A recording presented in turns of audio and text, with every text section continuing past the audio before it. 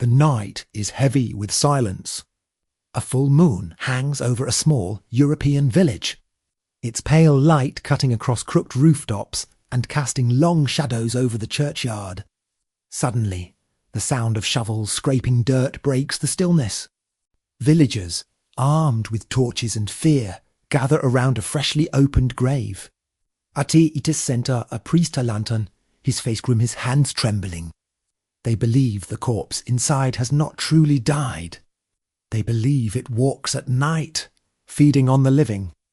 This scene was not a work of Gothic fiction. It happened again and again across 18th century Europe. Communities tore open graves, drove stakes through chests, and burned bodies to ash. They weren't acting out of superstition alone, they were acting out of terror. Long before Bram Stoker's Dracula emerged, Europe was already in the grip of vampire hysteria. And the question remains, where did it all begin? To understand the vampire, we must travel back into the deep roots of European folklore. In the ancient pagan world, death was never the end, it was a passage.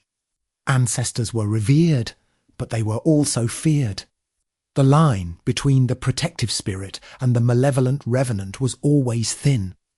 Among Slavic peoples, one of the most enduring figures was the Strigoi. Unlike the polished, aristocratic Dracula we know today, the Strigoi was a restless soul, cursed to rise from the grave. Sometimes it was invisible, sometimes it appeared as a pale, shadowy figure. And sometimes it was described as disturbingly, human-only colder, hungrier. These creatures were thought to leave their coffins at night, slipping into homes to drain vitality from the living. The origins of these beliefs go even further back, into the world of Indo-European myth. The fear of the revenant, the returning dead, was nearly universal. In Norse sagas, there was the Draugr, a corpse that wandered its burial mound, guarding treasure or attacking the living. In Celtic tradition, there were wailing spirits and death omens. But in Eastern Europe, the vampire became more than a story, it became an explanation for real, terrifying events. Imagine living in a small, isolated village in the 1600s. Medical science is primitive. Diseases spread without explanation, and death is a daily presence. When someone dies suddenly, or when illness spreads rapidly through a household, the cause is not seen as natural. It is seen as supernatural. The dead, it was believed, were not staying dead. The church tried to stamp out such pagan fears, but in many cases it only reshaped them. Priests themselves wrote accounts of villagers claiming to see the dead walk. In some regions, Christian symbols merged with older pagan protections Gaelic. Crucifixes and wooden stakes became part of the defence against the undead. The vampire was not born in the pages of a novel. It was born in fear, in whispered stories, and in the grief of people desperate to make sense of death. Folklore across Europe provided many ways a person might become a vampire, and almost all of them carried a sense of punishment. To die in a way that was unnatural or to live in a way that was unclean meant your soul might never find rest. One of the most common beliefs was that those who committed suicide were doomed to return as vampires. Others said witches, sorcerers, or those excommunicated from the church were especially vulnerable. Even being buried improperly could condemn you. A body not given the right rites, or one that was left exposed, might rise again. But the most chilling belief was that a bad death created a monster. If someone died violently, suddenly, or without reconciliation, they might carry their anger into the grave and beyond. In some villages, it was said that a murdered man might rise to avenge himself, draining his killer's family one by one. Preventing this fate required ritual. Graves were sometimes lined with bricks or stones to keep the corpse from rising. Garlic was placed in the mouth, or iron nails driven into the body. Some traditions put coins in the mouth, not only to pay the ferryman in the afterlife, but to weigh the soul down so it could not return. Even animals were involved. Black dogs and horses were believed able to sense the undead. In parts of Romania, a horse would be led through a graveyard. If it refused to step over a particular grave, that was proof the corpse inside was a vampire. All of these practices reveal something crucial. The vampire was never simply a myth. It was a community's attempt to explain why tragedy struck and to control the fear that it might strike again.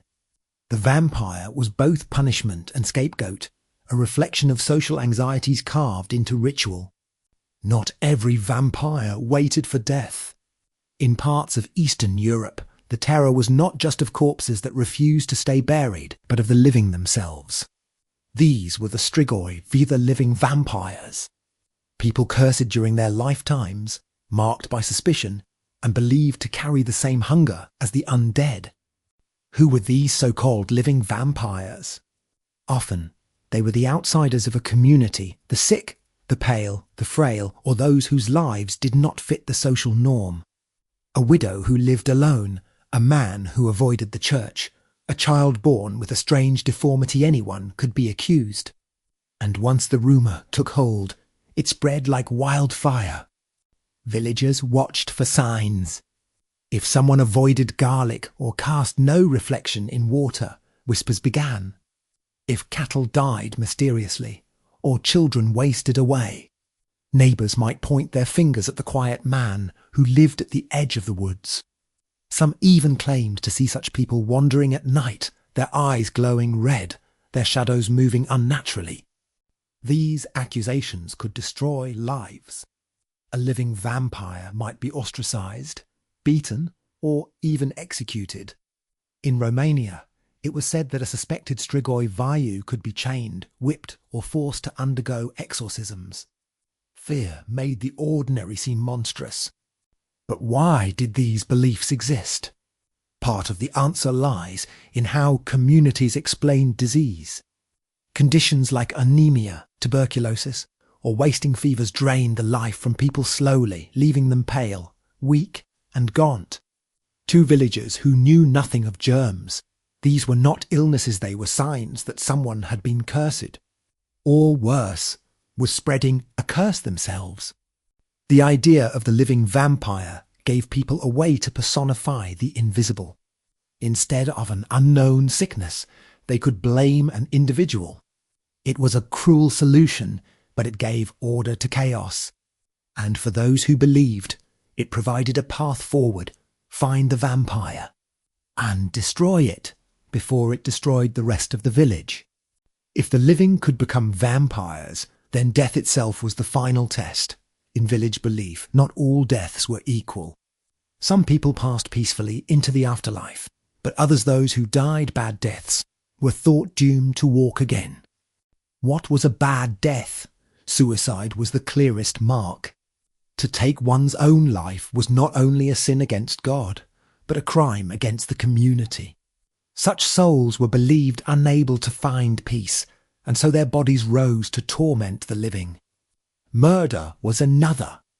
A man killed without justice, or buried without honour, might claw his way back to seek revenge.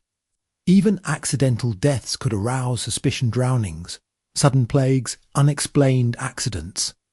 Improper burials added to the danger. If a body was not blessed, or if the coffin was shallow, villagers feared the spirit might rise. In some areas, a body buried without its mouth, sewn shut, could whisper curses through the soil, calling on evil to return it to life. Folklore across Europe describes terrifying signs. A corpse that did not decay fast enough. A body found lying face down in its grave, as if it had tried to dig its way out. Blood seeping from the mouth, nails that looked longer than in life, hair that seemed to keep growing. Today, we know these are natural processes of decomposition, but to villagers they were undeniable proof. The dead was restless. This fear explains why so many protective rituals surrounded burial. Stakes of wood, iron rods, or heavy stones pinned the body to the earth. Garlic and holy water were scattered across the grave. In some places the body was buried with sides across the neck or chest, so if IT Rose it would cut itself down. These were not symbolic acts, they were desperate measures. To live a good life, die a clean death and be buried properly was the only way to ensure rest. Anything else risked returning not as a loved one, but as a monster. In these fears, we see the deep human struggle to explain the chaos of death.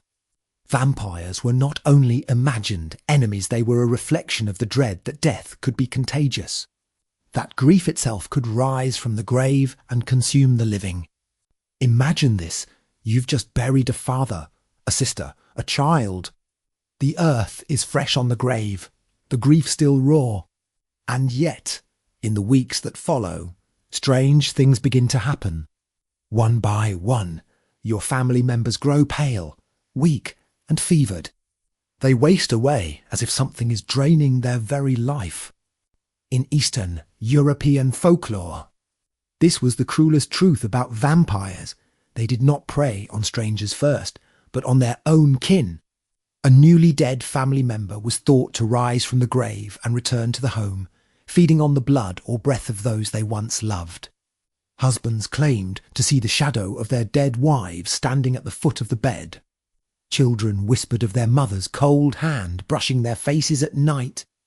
For villagers, this was not a metaphor, it was evidence. The dead man's grave was disturbed, his widow wasted away. His brother coughed blood. What other explanation could there be? Reports tell of entire families decimated by what was believed to be a single vampire relative. Desperate villagers turned to the only solution they knew. They exhumed the corpse. In many cases they swore the body was too fresh, the cheeks still red, the veins still full. If the mouth showed blood, it was said to be proof that the vampire had been feeding on its family.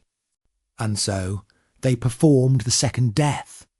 The corpse was staked, decapitated, burned.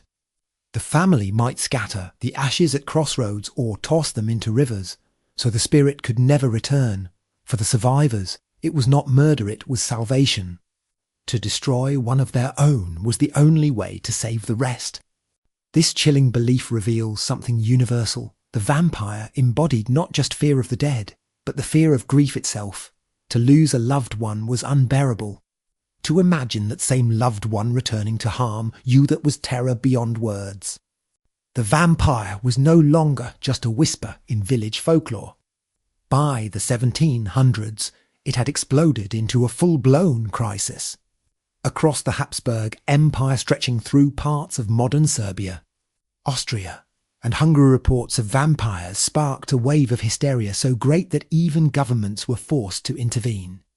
One of the most infamous cases was that of Petar Blagojević, a peasant who died in 1725 in a Serbian village. Within days of his burial, 9 villagers died suddenly. On their deathbeds, some swore that Blagojević had come to them in the night, pressing on their chests until they could no longer breathe. His widow even claimed he returned home, demanding food before vanishing into the dark. The villagers were terrified. They opened his grave, and according to official reports, his body was strangely preserved. His hair and nails appeared to have grown, and when they pierced his skin, fresh blood flowed from his mouth. This was proof beyond doubt.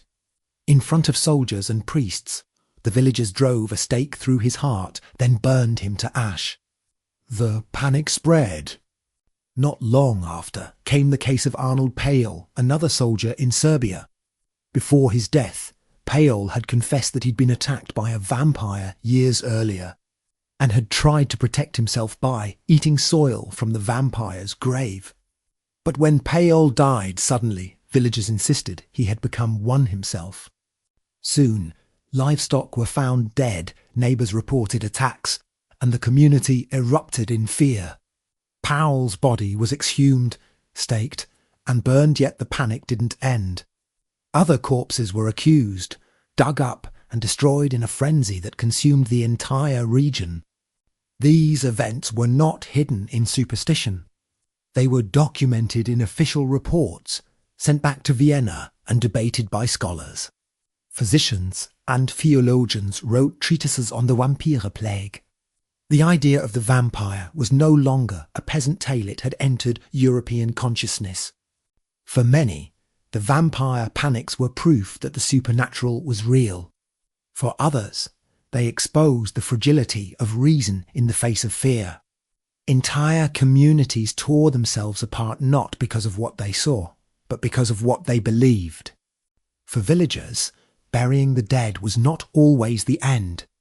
When fear spread that a corpse had risen, there was only one solution: the second death. This was no quiet ritual, it was an execution of the dead. The process was brutal. First, the grave was opened. The entire village often gathered to watch, clutching rosaries or torches, whispering prayers as the coffin lid creaked open. What they saw determined everything. A body to fresh, lips stained with blood, eyes half open as if alive, these were signs of the vampire. The heart was the first target. A sharpened wooden stake, often ash or oak, was driven into the chest with violent force. Witnesses claimed they heard the corpse groan, or the body shift as if alive. In reality, it was gases escaping, but to the villagers, it was proof the monster was reacting to its destruction. Some went further. The head was severed, placed between the corpse's legs, or burned separately. The body itself was set aflame, its ashes scattered at crossroads or rivers, places believed to confuse wandering spirits. These were not acts of savagery to them. They were acts of salvation. Each strike of the stake, each flame of the fire, was a defence against a terror they could not otherwise defeat. In those desperate moments, fear gave birth to ritual, and ritual gave birth to myth. Looking back with modern eyes, we see the shadows behind the legend. The vampire was real, but not as villagers believed. It was real in the form of disease, decomposition, and the limits of human understanding. Take tuberculosis, known then as consumption. Families wasted away one by one, coughing blood, their skin turning pale, their bodies thin. To those left behind, it seemed as if something invisible was feeding on their life. What else could it be but a vampire? Rabies, too, may have inspired the legend. Victims of rabies feared water, avoided sunlight, and sometimes bit others in their madness. Their symptoms mirrored the behaviour of the vampire, restless at night, violent in attack, spreading fear and infection. Even the corpses themselves betrayed the living.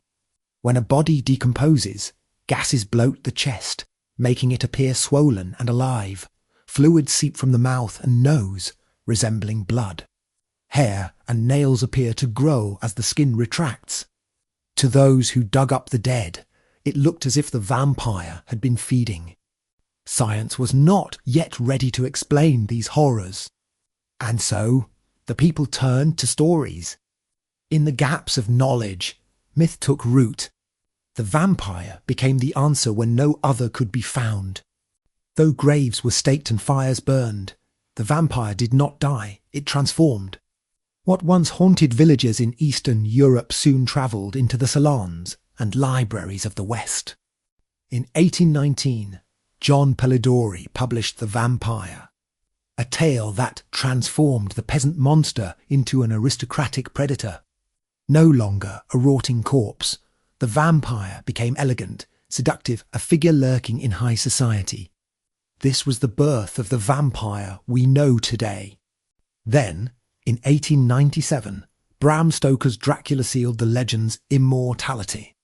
Drawing from Eastern European folklore, Stoker created a villain who embodied both fear of the foreign and fascination with immortality. Dracula was not just a monster, he was a symbol. He represented disease, forbiddance, desire, and the darkness that waits at the edge of civilization.